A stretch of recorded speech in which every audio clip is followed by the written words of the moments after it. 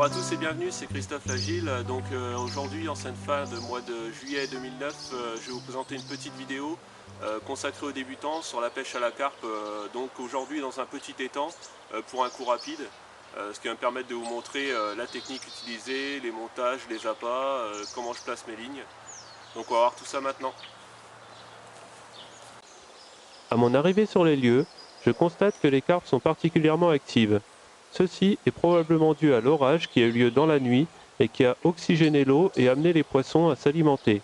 C'est la raison pour laquelle ces carpes fouillent la bordure pour essayer de trouver de la nourriture. Je vois également des poissons bouger au milieu de l'étang, des fouilles entre les herbiers. Ceci est de très bon augure pour la suite des événements. Voyons maintenant comment placer les cannes. Je vais placer ma canne de gauche entre les deux herbiers sur le banc de grève. Pour cela, je vais utiliser un montage avec du maïs. Voyons le détail du montage. Voilà, donc je vais vous présenter le montage qui va servir à pêcher derrière le petit herbier, donc sur le banc de grève. Donc on a un clip pour le plomb ici, avec un plomb carré donc qui est adapté pour les fonds sableux, un peu camouflage, qui doit faire à peu près 80 grammes. Ici on a une petite partie de fluorocarbone, avec du plomb mou, un petit peu de tresse souple ici, et 3 grains de maïs sur un hameçon numéro 6. Donc normalement ce type de bas de ligne là est adapté pour les appâts flottants. Aujourd'hui j'ai décidé de mettre des appâts sur le fond pour varier un petit peu la présentation. Je vais placer ma canne du milieu devant l'herbe sur un fond dur. En effet, l'herbe est très fréquentée par les carpes. Il y a donc fort à parier que celles-ci sortiront de l'herbe pour aller chercher mon montage. Voyons ensemble le montage utilisé. Voilà, donc voici le montage qui va pêcher devant les herbiers au milieu de l'étang. Donc ici on a un plomb plus lourd, qui fait faire 90-100 grammes par là. Toujours pareil, un clip plomb. Un bas de ligne en 13 gainés, ici. Avec un hameçon, donc ça c'est plutôt du hameçon numéro 2, avec un dérigue et une bouillette aux fruits. Donc voilà, ici j'ai dénudé une petite partie pour avoir plus de souplesse au niveau de l'hameçon.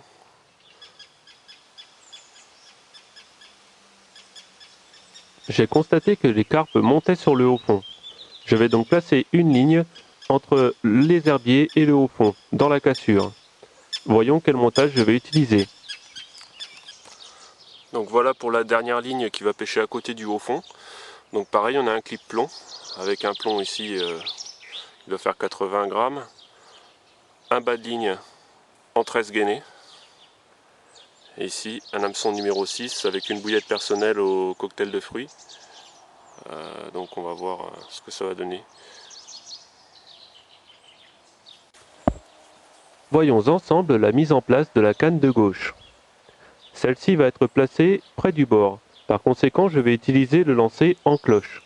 Ce lancer permet d'atteindre des faibles distances.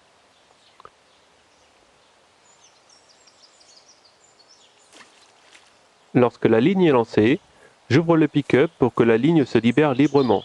Puis je place la canne sur le trépied. Je ferme le pick-up, desserre le frein, car mes moulinets ne sont pas débrayables.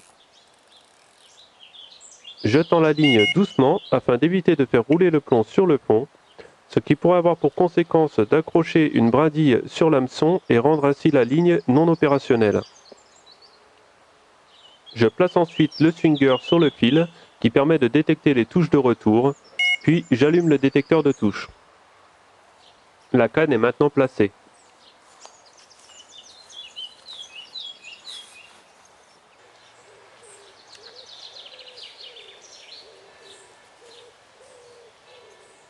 Le placement de la canne du milieu nécessite un lancer plus puissant. Je vais donc utiliser le lancer traditionnel. Je place la canne en ligne au-dessus de ma tête. Je lance, observe le plomb en l'air pour voir s'il n'est pas emmêlé. Lorsque le plomb touche l'eau, je maintiens la ligne en tension pour sentir le plomb toucher le fond. Si celui-ci touche le fond mollement, il y a fort à parier que l'on est dans l'herbe ou dans la vase. Il est alors plus prudent de relancer.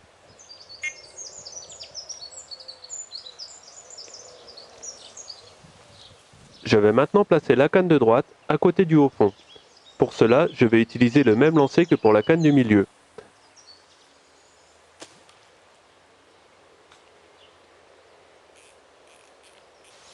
L'amorçage sur un coup rapide ne doit pas être négligé.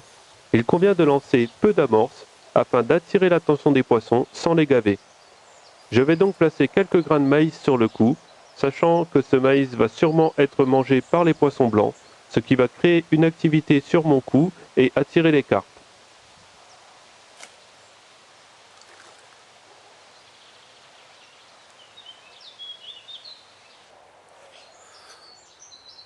J'avais placé sur mon coup du milieu une petite poignée de bouillettes aux fruits à l'aide du cobra. Cet ustensile, en plastique, aluminium ou fibre de carbone, permet de propulser des bouillettes à une distance importante et avec une bonne précision. Cependant, il convient d'utiliser des bouillettes parfaitement rondes pour avoir le meilleur résultat. Je vais procéder de la même façon avec mes bouillettes personnelles sur la canne de droite. Je vais disperser légèrement les bouillettes sur une petite zone afin que les carpes cherchent les bouillettes. En effet, celles-ci sont très actives et il est important que celles-ci se déplacent. Les cannes sont désormais placées, amorcées, commence alors la phase d'attente. Il est important de garder un œil sur les temps afin d'observer l'activité des carpes et pouvoir changer de place si cela s'avère nécessaire. Départ violent sur la canne de droite. La prise en main est lourde, c'est sûr, il s'agit d'une carpe. J'essaie de ne pas me faire avoir et je changerai la prise de vue plus tard lorsque la carpe sera bien sortie de l'herbe. L'erreur des pêcheurs débutants est souvent d'essayer d'amener la carpe directement sur la bordure. Cela est impossible. En effet, la carpe est un poisson lourd, puissant.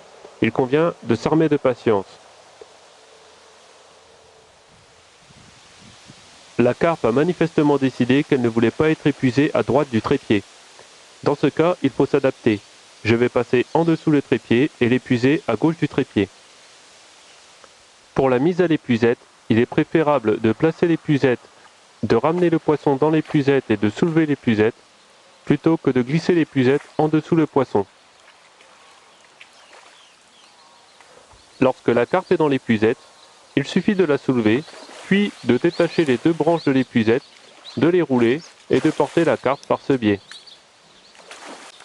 Les éléments indispensables pour débuter la pêche à la carpe dans de bonnes conditions sont un tapis de réception ainsi qu'une épuisette grand volume.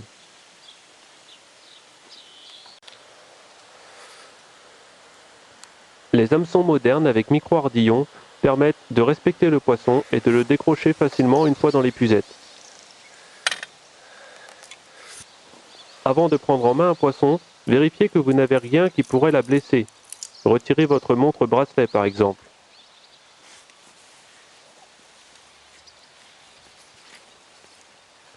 Lors de la prise en main d'une carpe pour une séance photo par exemple, le tapis de réception prend toute sa dimension. En effet, si la carpe glisse, elle tombera sur le tapis humidifié au préalable et donc ne s'abîmera pas. Il convient cependant d'être bien positionné et de ne pas porter la carpe trop haut afin qu'en cas de mouvement, la chute ne soit pas trop brutale. Le tapis de réception présente également l'avantage de pouvoir transporter le poisson en toute sécurité.